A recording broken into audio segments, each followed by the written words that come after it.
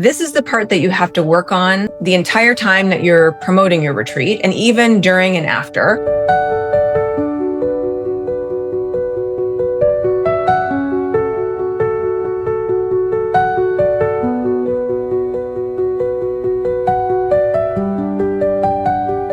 Hello, my friends. I'm Kelsey Matheson. I am the co-founder and co-owner of Anamaya Resort in Montezuma, Costa Rica. And at Anamaya, we've been hosting yoga and wellness retreats since 2009. And in that time, I have worked with hundreds, maybe even thousands of retreat leaders. So some of our retreat leaders host our in-house retreats at Anamaya, and then others are independent retreat leaders who rent Anamaya as a venue for their own retreats. So they either rent the entire resort or they'll rent half of the resort, depending on their numbers. But I'm also a business coach for women wellness entrepreneurs. And so I have many, many clients who host retreats all around the world. And I have to tell you, here's something that I've learned. The biggest difference between retreat leaders who fill their retreats really easily or versus those who really struggle, the biggest difference has nothing to do with their marketing strategy. Although, yes, that does play a part, their social media following. And again, that plays a part as well. And,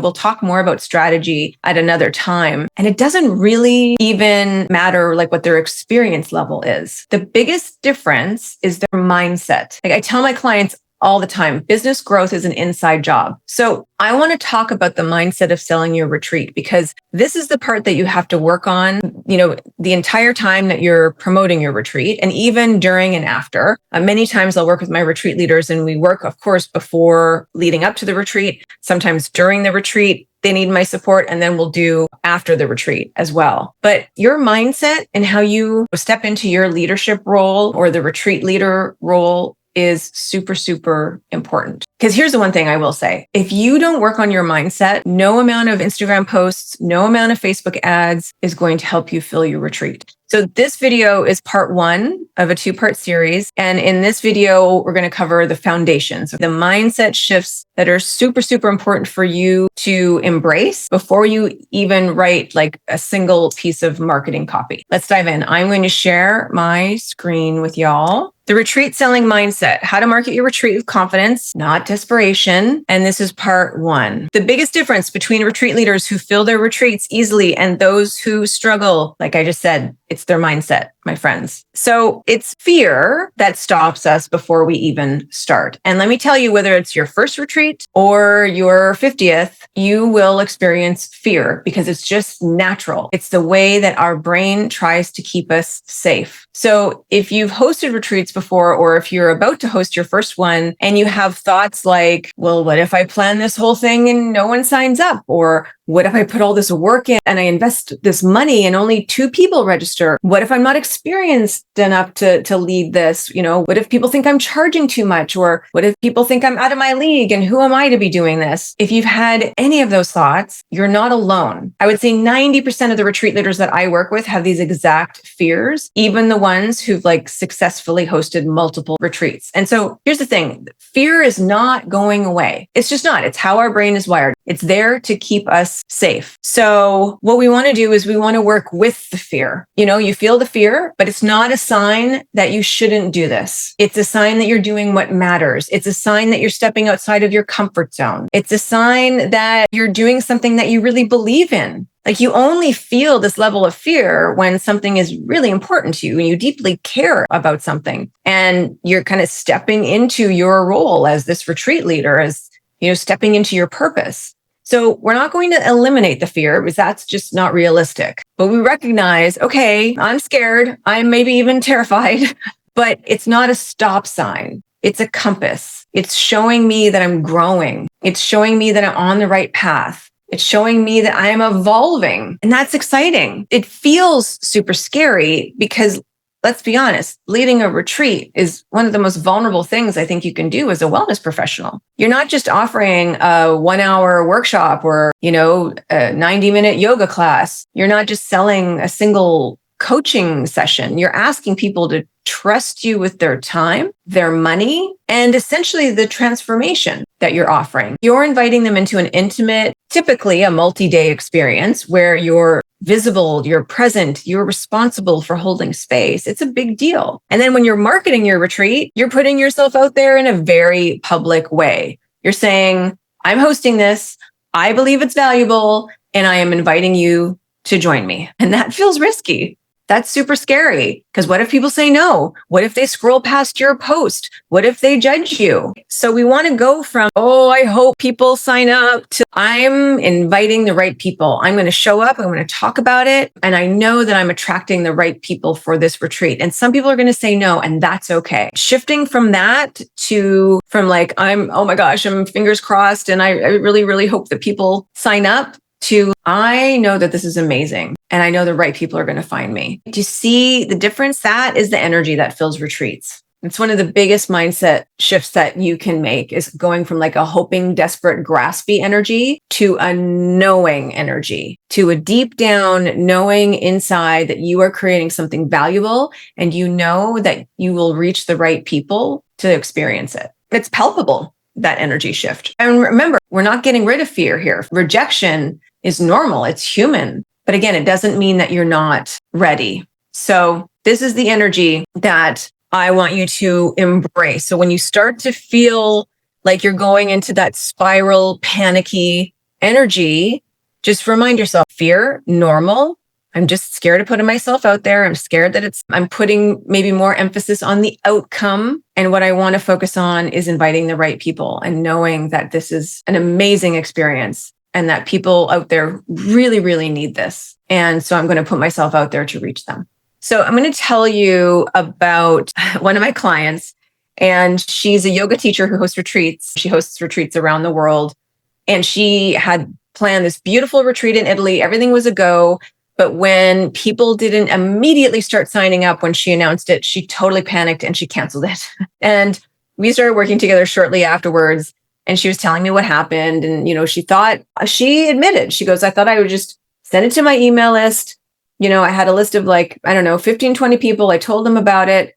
And then I thought people would just automatically sign up and I would, book it up and it would be super easy. I wouldn't have to do much marketing and we'd have a lovely time in Italy. So when that didn't happen, she went right into fear mode, of course. And then when you go into fear mode, that desperation mode, people can feel that energy, even just subconsciously. They can sense it. When you walk into a room, you can kind of feel the energy of a room. People can sense if you're second guessing yourself. They can sense if you're desperate or graspy for them to sign up. And it's not attractive. It's not going to inspire confidence. And they can also sense when you truly, truly believe in what you're offering, when you're so grounded and you're so confident, and when you know deep in your bones, this is the retreat that is going to help you change your life. That energy is magnetic. So it's not your job to convince people to come. It's just your job to believe so, so deeply in the value of your retreat that your invitation becomes irresistible to the right people. Because there are going to be people that it's not right for, and that's okay. But for the right people, it's going to be irresistible. People will feel your energy. When you're desperate, not so attractive. But when you're confident and grounded, even if you're fearful, it's magnetic. So again, your job is to believe so deeply in your retreat that your invitation becomes irresistible. And I want to talk about selling, because for many of us, especially women, selling it feels gross. I work with so many wellness professionals. And for women, especially, they're like, I don't like selling. It feels manipulative. It feels pushy. And look, I get it, because most of us have been on the receiving end of some sort of aggressive, slimy, high pressure sales tactic. We don't want to be that person. But here's the truth. Selling is not inherently bad. It's not, especially for us in the wellness space. Selling is serving. I'm not saying that there aren't people out there that are selling in an aggressive, manipulative way, but I know you're not one of them. And here's something else you have to understand. The most precious asset people have is their time. It's not their money. So if you believe that your retreat can help someone, if you know it will transform their life, then not telling them about it is actually doing them a disservice. Think about it. If you knew someone was struggling with burnout and disconnection, and they were feeling super stuck in their life, they felt like they've tried everything, nothing is working, there's nothing out there that is going to help them, and you had a retreat and you know that it could help them. You know that it could help them reconnect and rest and realign and rejuvenate, all the R words. It would be horrible for you to not tell them about it. You're not being pushy. You're being of service. You're saying, hey, I see you. I know what you're going through. I've created something that might support you. So I'm going to invite you. And guess what? They have full agency to say yes, thank you, or no, thank you. They can say yes or no. They have that choice. They have that choice to decide, yes, I want to spend that time and money with you on this experience. Or they have the choice to say, no, it's not right for me right now, or not my thing, or whatever it is. You're not pushing anyone into buying something. You're being in service. You're saying, I see you. I got you. Here's my invitation. You can take it or leave it. That is up to you. That's it. And when you communicate the value, what they'll truly walk away with, then they'll be excited to invest their time and money. So when you shift into that energy, marketing your retreat stops feeling, oh my gosh, I have to sell it. And I don't like selling. And it feels so manipulative. No, it's an extension of your mission. You know, you have something super, super valuable. It's a disservice not to share that with people. You know that there are people out there who really, really need what you have to offer. How dare you not tell them about it? You know what I mean? So I want you to think about going deeper than the surface level benefits when you do talk about your retreat. Because I know so many retreat leaders who say, you need to get away and, you need to escape the busyness of life and you need to surround yourself with nature. And that's probably very true. There's nothing wrong with that, but it is a bit surface level. I want to hear you say something like, when my guests walk away, they will have the courage to step into a new version of themselves. They will feel empowered and confident, and they will know how to set clear boundaries, and they will feel energized to take on this next phase of their life when they get home. Like, do you feel the difference? That's what sells retreats. So I want you to ask yourself, how will this retreat transform the lives of the people attending? And dig deep. There's an exercise I go through with my clients called the 7 layers of why. And basically you ask yourself, how will this retreat transform the lives of the people attending? And then you'll have an answer. And then you'll say, why is that important? And then you'll have another answer. And then you'll look at that answer and go, why is that important? And you continue to ask yourself, why is your last answer important? And you ask 7 times. And by the time you get down to 5, 6, and 7, your why, this is important, goes super, super deep. And it's beautiful. Even if your retreat seems, like quote unquote lighter, there's still deep transformation happening. Maybe your participants they're unleashing their creativity, or they're learning to find their own form of expression, or they're just, they're there to see beauty in life and incorporate more of that beauty into their everyday lives back at home. All I'm saying is that it's so important for you to believe that what you offer is transformational and life-changing, because it is.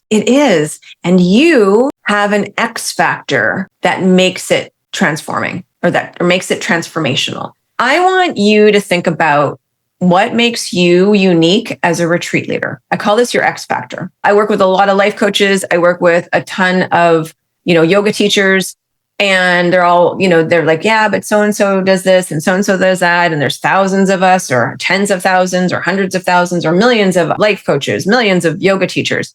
And sure, there might be, but nobody does what you do the exact same way that you do it. And we are bombarded with options all the time. So for someone who needs exactly what you have to offer, yes, there might be other people offering something similar. So what makes working with you unlike working with anybody else? What makes what you do and the way that you do it special and unique? I think it's important that you know this, and that then when you know how you hold space, or how you teach, or your philosophy, your experience, your life story, what brought you to this work, then you can communicate that to your audience. Your X factor isn't just about your credentials. It's about your energy. It's about your approach. It's about your perspective. It's about your philosophy. Maybe you blend yoga with breath work and sound healing, but in a way that nobody else does. Maybe you create an atmosphere of playfulness and joy that's really different from maybe some more serious, healers or life coaches. Or maybe you have a background in trauma-informed practices, and it's shaped how you hold space. You look at it through a very different lens than most other practitioners. Whatever it is, own it, know it, and then communicate it clearly. People aren't just signing up for a yoga retreat. They're signing up for the experience that you will provide in the way that you will provide it. Does that make sense? We can't talk about mindset without talking about the not enough story. This is a limiting belief that I hear over and over and over and over again. And it doesn't matter how much experience you have. It doesn't matter how many retreats you've led. The not enough story is alive and well in all of us. I'm not fill in the blank enough. I'm not experienced enough. I'm not consistent enough. With my social media or my email, with my points of contact. I'm not young enough, or I'm not old enough. I'm not established enough. I'm not tech savvy enough. I'm not confident enough. You fill in the blank. I'm not enough. And it keeps so many retreat leaders from showing up fully. Because here's what I want you to know. Everyone starts somewhere. And even if this is your 10th retreat, I know you have your own not enough story. And these stories stop us from fully showing up. So everyone starts somewhere. The retreat leaders you admire, they had their first retreat too. You don't need 10 years of experience. You just need clarity, preparation, and a genuine desire to serve. And like I just said, even the retreat leaders with 10 years of experience have their own not enough stories. And sometimes I think your lack of experience might even be an asset because you're not jaded. You're not burnt out. You're excited. You're fresh. You're bringing new energy to this work. And I'm not saying that people with 10 years of experience are jaded, but I do think that it has a fresh energy and people will be drawn to that. It's the energetics of marketing. The energy you bring to your marketing really does matter. If you're marketing your retreat from a place of, again, that scarcity, that desperation, that worried feeling, it's like, oh my gosh, please sign up. I need to fill this retreat. I'm worried nobody's going to come. Again, people will 100% feel that. It's not attractive. It does not inspire confidence. But if you're marketing from a place of groundedness, I'm so excited about this retreat. I so believe in it. I believe in it deeply. And I know that when I show up and talk about it, I will inevitably attract the right people. And people will feel that too. That energy is magnetic. Your confidence or lack of it is palpable. If you've ever seen a retreat promoted by somebody who clearly believed what they were offering, a retreat or really any offer, you can feel that excitement. You can feel that sense of groundedness. Then they might even be feeling a lot of fear, but they're like, I know that this is something important. So that's the energy we want to practice cultivating here. And really it is a practice. You don't have to feel confident 100% of the time. You just need to practice coming back to that energy when the fear creeps in, when the doubt demons start yapping in your ear. Your mindset is the foundation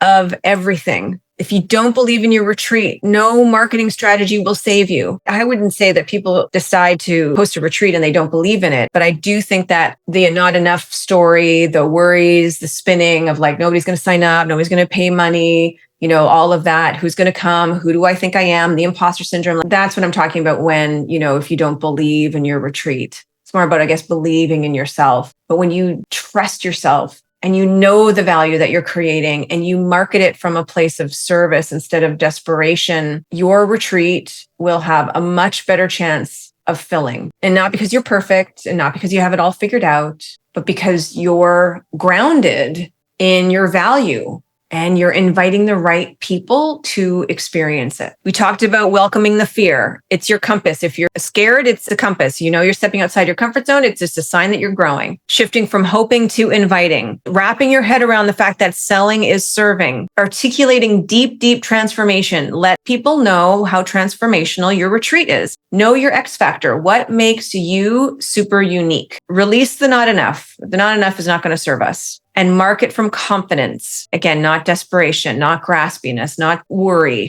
Now, coming up, I'm going to be doing a part 2, and we're going to talk about daily practices to stay grounded. We're going to talk about how to handle rejection when people say no, thank you, or even like, I don't think that this is a good idea. There will be naysayers. How to build unshakable confidence and staying magnetic through your marketing journey. And if you have any questions that you want me to cover, please put them in the comments and I can create some more content. I can answer your questions. But this is part 1. I want you to sit with these foundational shifts. And I think that if you start to implement these shifts, you'll experience the changes. You'll show up differently as you market your retreat. I host a membership called the Intuitive Marketing Membership. It's for women wellness entrepreneurs. There's 3 levels of joining. I'll put all the resources in the description. But if you want to work with a community of women who are doing this work and who you can connect with and do the work alongside you, and then also learn from me, then check out the link in the description below, because I would love to support you on this journey. Thank you for watching. I'll see you in part 2. And also, if you have any questions for me about hosting your retreat or about marketing your retreat, selling your retreat, or really anything in terms of being in the, the wellness space, in terms of being an entrepreneur, put them in the comments. Let me know. I would love to see what you'd like to learn more about. And please subscribe to our channel. We're really excited about building out this channel with a lot of resources for people who love yoga and meditation and wellness and all things, health and wellness related. So can't wait to see you soon. Ciao for now.